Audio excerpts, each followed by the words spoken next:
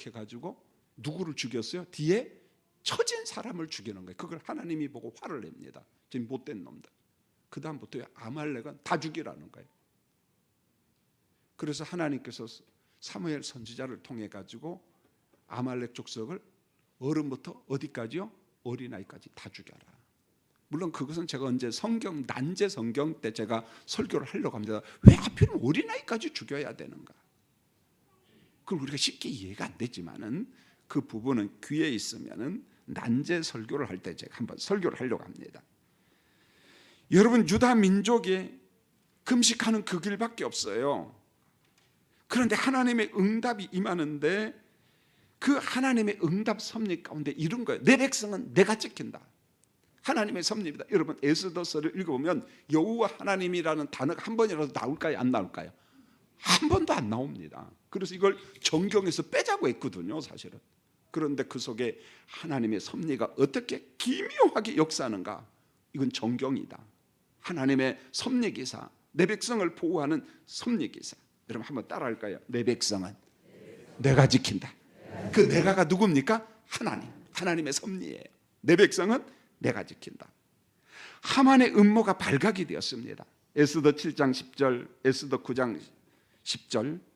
하만은 모르드게를 나무에다가 달아 죽이려고 높은 나무를 세웠습니다. 그 나무에다가 그만 누가 대신 죽었어요? 하만이 달려 죽었습니다. 여러분, 남 죽이려다가 누가 죽어요? 내가 죽어. 그러니까 남 미워하는 것도 조금만 미워하고 빨리 내려오세요. 너무 그 지나치게 미워하면 안 돼. 보면은요, 안 돼. 그리고 난 다음에 하만의 자식들과 손자들도 다 죽어요. 그리고 에스더서 8장 3절로 14절에 보면 유다인들을 집단 학살시키라는 왕의 조서가 드디어 철회가 됩니다. 이제 완벽하게 문제가 해결이 됐습니다. 하나님의 섭리죠. 에스더 9장 22절.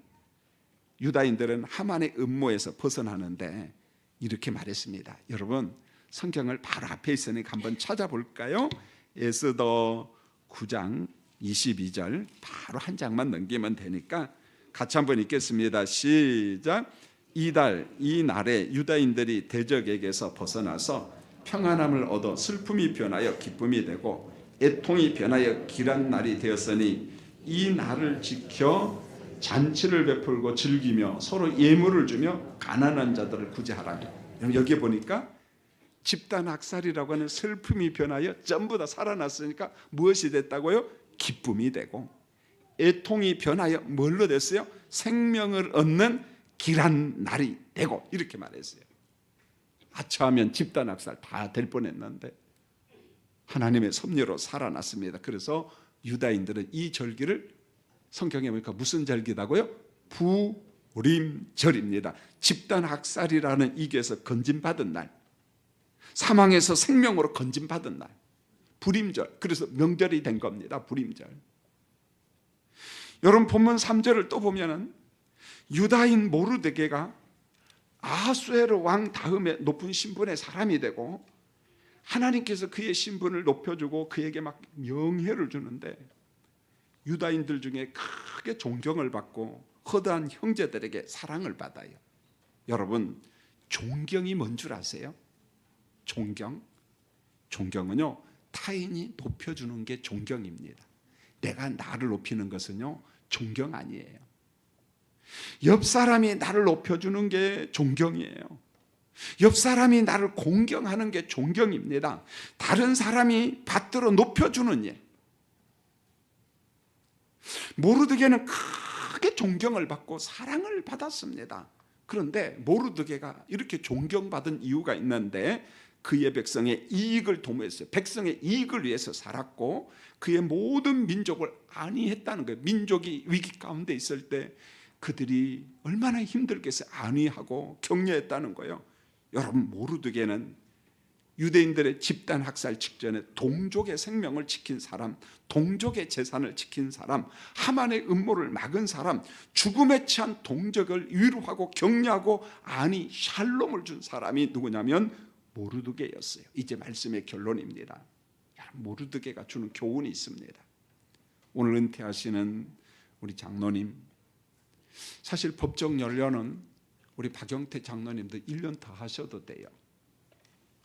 우리 임재관 장로님은 더 하셔도 됩니다. 그런데 폐가 안 좋아요. 폐가 석회처럼 굳어가고 있어요. 그래서 중앙대학병원에서 치료받다가 이거 안 되겠다 싶어갖고 아산병원에서 계속 받아요. 여러분 기도할 때 보면 숨소리가 거친 게 좀 들리나요? 안 들리나요? 숨소리가 나요. 폐가 석회화돼 가고 있다는 거죠. 본인이 심적으로 얼마나 부담스러운지 몰라요. 우리 박 장로님들도 몸이 많이 아파요. 많이 아파요. 이제 은퇴합니다. 그런데 우리 이태종 집사님은 연세가 1948년이지만 제가 볼 때는 지금 1958년생 같아요.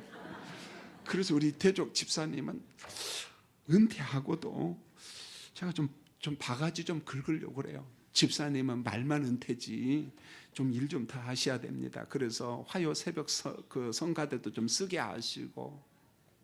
안 권사님 그게 좋겠죠? 아멘. 그 고개만 끄덕이면 안 되고 아멘 해야 됩니다. 예.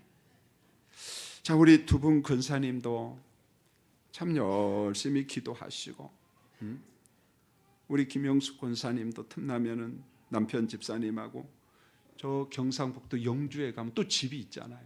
그래서 가끔 물어봐요. 닭 잘 키웁니까? 거기 또 대추나무까지도 있지. 또 집도 커요.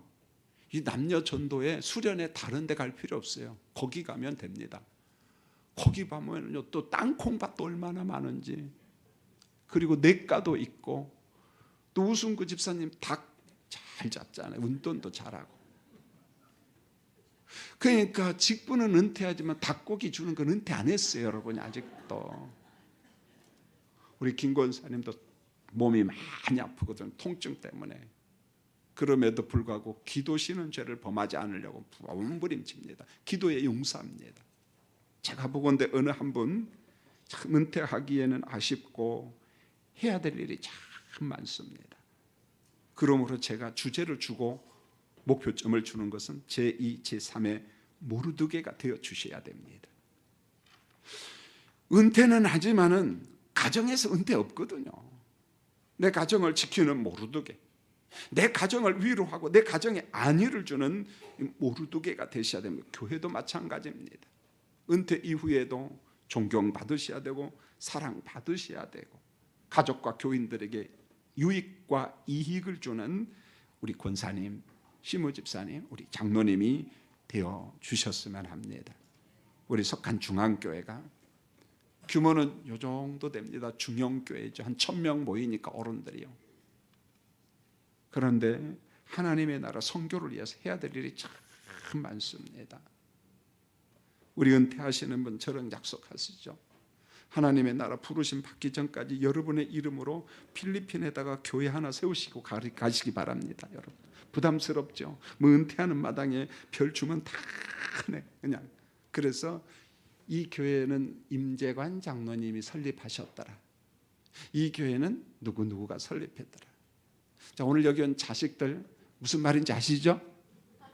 아버지 팔순 예배 때 잔치하지 마세요. 박필근 하셨죠? 이해하니까 좋죠. 그 대신 뭘로 줘야 돼? 돈으로 줘야 돼. 그래서 한 3천만 원만 줘.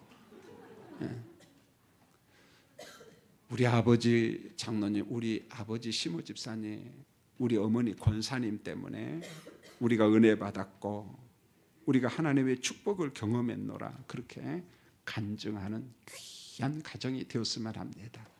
그동안 수고 많이 하셨어요. 대단히 감사합니다. 몸이 많이 아프시지만 늘 강건하시기를 예수님의 이름으로 축원을 드립니다. 기도하겠습니다. 하나님, 우리 아버지, 우리 장로님, 우리 시무집사님, 우리 시무권사님, 교회법과 연세가 되셔서 은퇴합니다. 그러나 모르드게를 생각하면서 가정의 교회의 위로자가 되게 하시고 안위자가 되게 하시고 하나님의 나라 선교와 가정을 위해서 부지런히 기도하며 자녀들과 자손들을 위하여 기도하는 기도의 파수꾼들이 되도록 은혜 내려 주시옵소서. 무엇보다도 모두 다 몸이 연약합니다. 그 연약한 마음 예수님 충만하시고 만져주셔서 육신의 질병 때문에 크게 고통당하지 않도록 강건함의 복을 내려 주시옵소서. 예수님의 이름으로 기도합니다. 아멘.